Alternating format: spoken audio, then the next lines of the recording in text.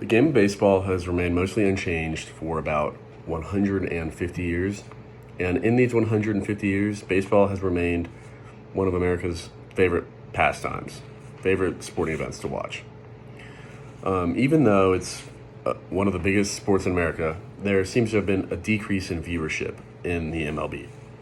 When you compare an average MLB game to an NFL game or an NBA game, an MLB game is pretty long and low scoring compared to the high scores of the NFL and the very high scores of the NBA. In order to create a broader audience for the sport, the MLB is implementing pitch timers. They are increasing the size of bases, and they are banning the defensive shift. These changes in the sport are some of the biggest changes to date in baseball. Implementing a pitch timer is a direct attempt to shorten average MLB game. In 2019, Mark Davis and John Miller conducted a study and found that the average MLB game that year was about 3 hours. I think a 1 minute above or below 3 hours. And while that's like a similar length to an NFL game, NFL games have much higher scoring and they're more quick paced than many people think an MLB game is. And in the past, pitchers in the MLB could take as much time as they wanted to step up to the mound and deliver a pitch, and batters could do the same. They could wait to step up to the plate.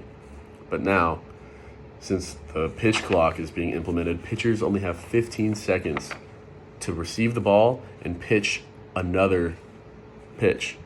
And when there's people on base, they have 20 seconds. It's the same thing with batters. They have 15 seconds to step up to the plate. And if either player doesn't do it, it results in a either strike call for the batter or a ball call for the pitcher, which negatively affects their team.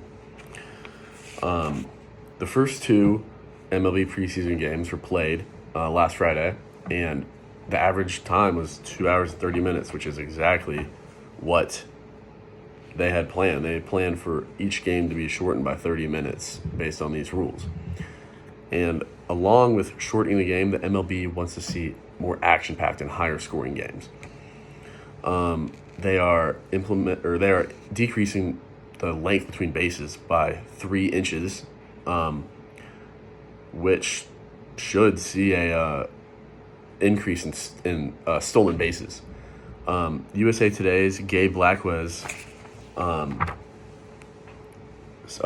found that through 2 months last year, runs scored and batting average were almost at an all-time low through 41 years, which is not in the direction the MLB wants to go. They want to see fast, action-packed games. And nowadays,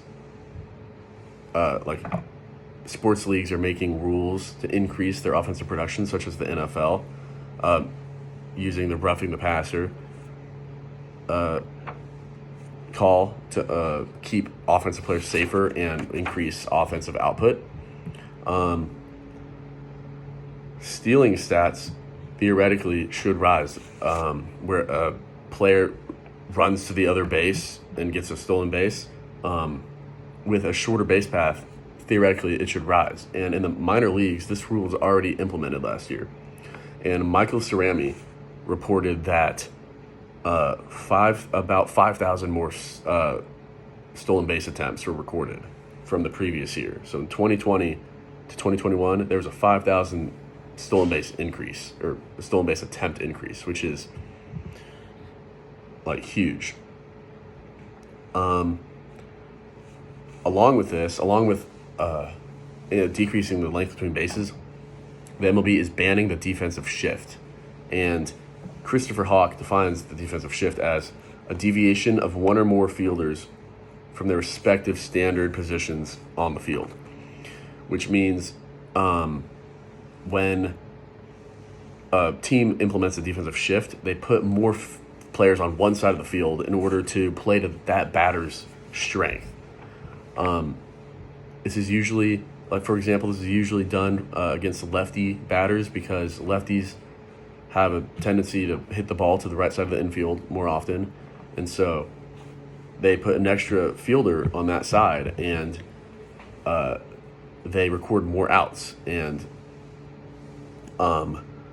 they do this, to get more outs, but by banning the shift, they're going to increase the batting average of players, and along with shortening the base paths, more players are going to be on base, on average during a game than last year, with more people getting on base and stealing bases easier to get. Getting it out is going to be more difficult than it was last year, and this directly correlates to an increase in runs scored.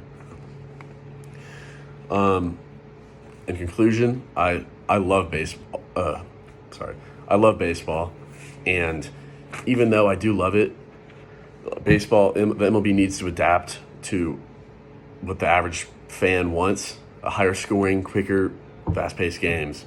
And when you're watching a baseball game in 2023, just prepare yourself for high-scoring, fast-paced baseball games. Thank you.